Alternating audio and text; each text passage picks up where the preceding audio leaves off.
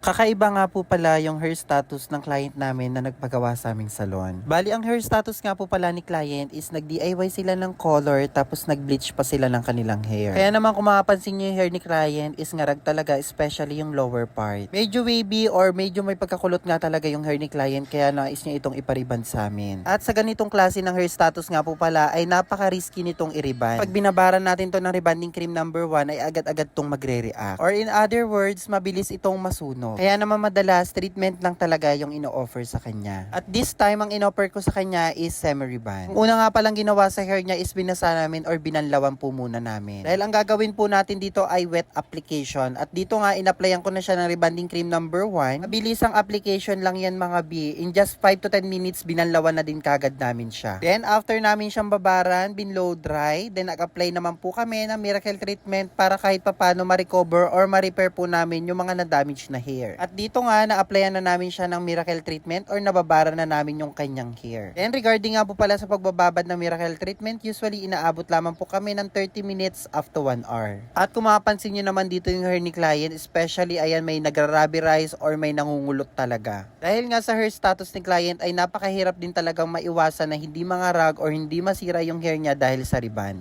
Then, after namin mababaran yung hair niya, nag-blow dry na kami at ito na din kagad yung naging resulta after pa lang po ma-blow dry. At kung mapapansin nyo naman mga B na wala na din talaga yung arag or pagka-damage ng kanyang hair after ko siyang babara ng miracle treatment. Again, hindi ko pa po pinaplansya yung hair ni client dito pero nag-straighten or nag-flatten na kaagad. At dito nga sa part na to ay sobrang tuwan-tuwa na si client kasi alam niya yung pagkaganit or pagka-rubberize ng hair niya especially sa lower part. Kaya naman nung makita ko ng ganito na kaganda yung hair ni client, nag-proceed na ako sa pagpaplansya or pinadaanan ko ng hair iron yung kanyang hair. Then right after ko nga pala magplansya, ito na din po kagad yung naging resulta. At kung mapapansin nyo, naging soft, shiny, silky, bouncy, and straight. Hindi na din talaga ina-expect ni client na gaganda yung kanyang hair pero dahil sa miracle treatment na ginamit namin sa hair niya ay ito po ang naging resulta. Kaya naman po sa lahat na nais magpagawa sa aming mismong salon, hindi po kayo mag-chat or mag-PM sa aming mismong page Clinic Happy Salon and Spa Mariveles, Bataan. Sa mga nagtatanong kung saan po yung location po namin, Banaba Street, Balon Anito, Mariveles, Bataan. Regarding naman po sa prices ng services po namin, mag-chat or mag-PM lamang po kayo sa aming mismong page ay agad-agad naman po kayong re-replyan. And regarding naman po sa mga products na ginagamit po namin sa hair ng mga client namin, don't worry mga B dahil available siya through TikTok and Shopee. Just in case na mapanood nyo to sa aking TikTok account, ilalagay ko na lamang po yung link ng product sa Yellow Basket. At kung mapanood nyo man po ito sa aming personal account or sa aming mismong page, ilalagay ko na lang po yung link ng product sa comment section or caption. Thank you so much for watching. Don't forget to like and follow.